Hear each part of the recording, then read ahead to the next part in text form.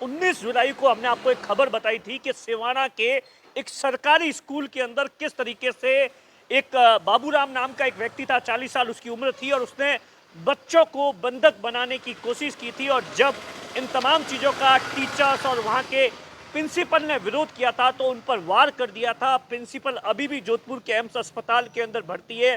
3 लोग गंभीर रूप से घायल हुए थे। इस मामले के अंदर बालोतरा पुलिस ने बड़ा खुलासा किया है। बालोतरा पुलिस ने जो कहानी निकल कर आई है, यकीन मानिए, जिसे सुनने के बाद में आप खुद है चौंक जाएंगे।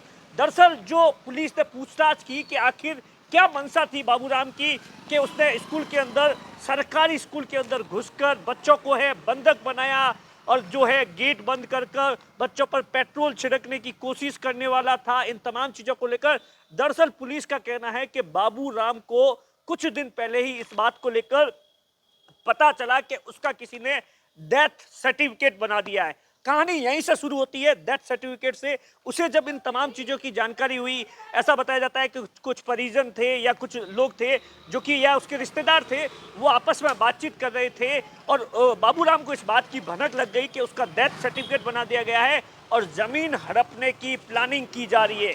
और यही बात बाबूराम को खटकी दिमाग के अंदर। और उसके बाद बाबूराम ने प्लान बनाया, क्योंकि उसको कहीं ना कहीं ऐसा लगता था कि उसकी जो जमीन है वो उसके रिश्तेदार हैं वो हड़प सकते हैं। अगर उसकी पत्नी या उसके बच्चों की डेथ हो जाएगी तो उसकी जमीन को हड़प दिया जाएगा।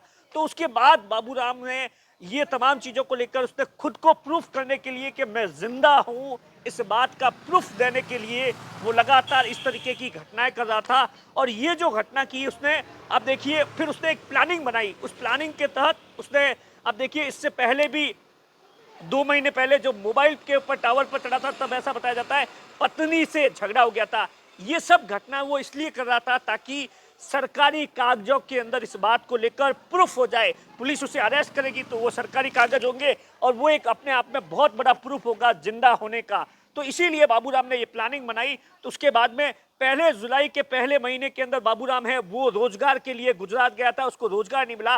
तो 18 तारीख की बात है, 18 तारीख को शाम को वो बस से अपने गांव जा रहा था और उसी दौरान उसने सबसे पहले पेट्रोल खरीदा, चाकू खरीदा। और उसके बाद में उसने सोचा कि मैं 19 तारीख को उसने पहले शराब पी और उसके बाद में उसने बस के अंदर बैठा तो उसके मन के अंदर ये आया कि वो अपने घर के अंदर टंकी पर चढ़ जाएगा और खुद को आग लगाने की धमकी देगा रात को, और फिर पुलिस आएगी इन तमाम चीज़ों को लेकर, तो ये सब चीज़ें हैं हो जाएगी। लेकिन वो जैसे ही स्कूल के सामने से गुजर रहा था तो उसके दिमाग में आइडिया था वो बदल गया और वो स्कूल के अंदर घुस जाता है। स्कूल के अंदर घुसकर बच्चों को बंधक बनाता है और उसके बाद में बच्चों को बंधक बनाने के साथ में टीचर पर वार करने की कोशिश करता है। टीचर बुरी तरीके से जख्मी हो जाते हैं।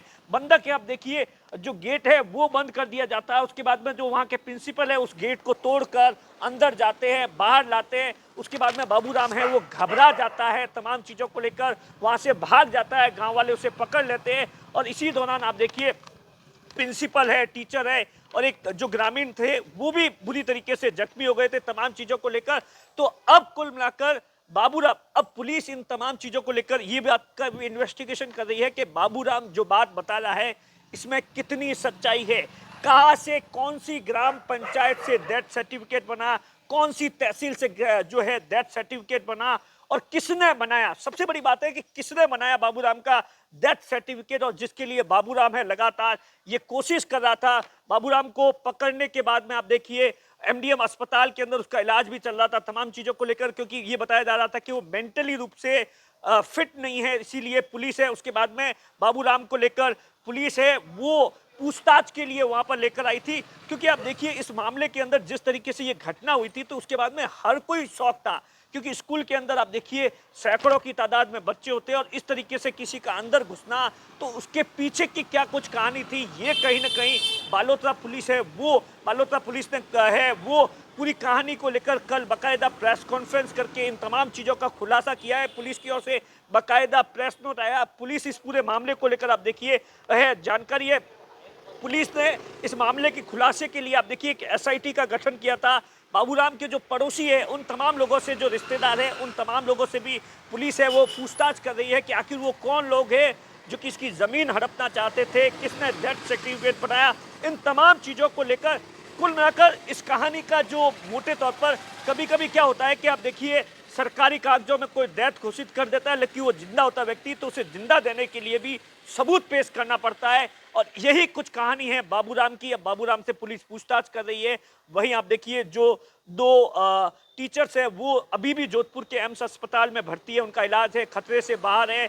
वहीं इन तमाम चीजों को लेकर जो वहां के जो टीचर्स है उसमें अभी तक भी लगातार विरोध प्रदर्शन जारी है।